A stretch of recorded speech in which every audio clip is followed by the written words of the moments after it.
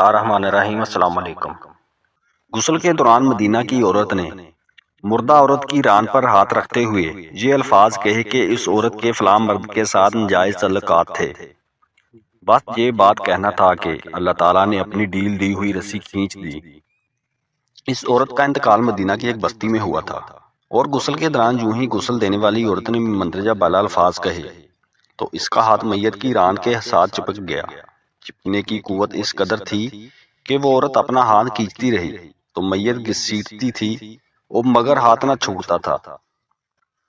جنازے کا وقت قریب آ رہا تھا، اس کا ہاتھ میت کے ساتھ چپک چکا تھا اور بے حد کوشش کے باوجود جدا نہیں ہو رہا تھا۔ تمام عورتوں نے اس کے ہاتھ کو پکڑ کر کھینچا، مروڑا، غرض جو ممکن تھا کیا، مگر سب بے سود رہا۔ دن گزرا، رات ہوئی، دوسرا دن گزرا، پھر رات ہوئی، سب ویسا ہی تھا۔ میت سے بدبو آنے لگی اور اس کے پاس ٹہلنا بیٹھنا مشکل ہو گیا۔ مولوی صاحبان، قاری صاحبان اور تمام اسلامی طبقے سے مشاورت کے بعد طے ہوا کہ گسال عورت کا ہاتھ کاٹ کر جدا کیا جائے اور میت کو اس کے ہاتھ کے ساتھ ہی دفنایا جائے۔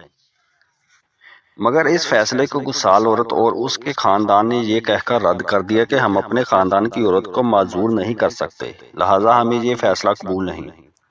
دوسری صورت یہ بتائی گئی کہ میت کے جسم کا وہ حصہ کاٹ دیا جائے جو ہاتھ کو آزاد کر کے میت دفنا دی جائے، مگر بے سود۔ اس بار میت کے خاندان نے اعتراض اٹھایا کہ ہم اپنی میت کی یہ توہین کرنے سے بہرحال قاصر ہیں۔ اس دور میں امام مالک قاضی تھے۔ بات امام مالک تک پہنچائی گئی کہ اس کیس کا فیصلہ کیا جائے۔ امام مالک اس گھر پہنچے اور صورتحال بانپ کر گسال عورت سے سوال کیا، اے عورت، کیا تم نے غسل کے دوران اس میت کے بارے میں کوئی بات کہی؟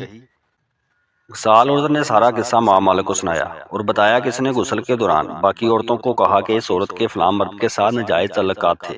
امام مالک نے سوال کیا، کیا تمہارے پاس اس الزام کو ثابت کرنے کے لیے گواہ موجود ہیں؟ عورت نے جواب دیا کہ اس کے پاس گواہ موجود نہیں۔ امام مالک نے پھر پوچھا، کیا اس عورت نے اپنی زندگی میں تم سے اس بات کا تذکرہ کیا؟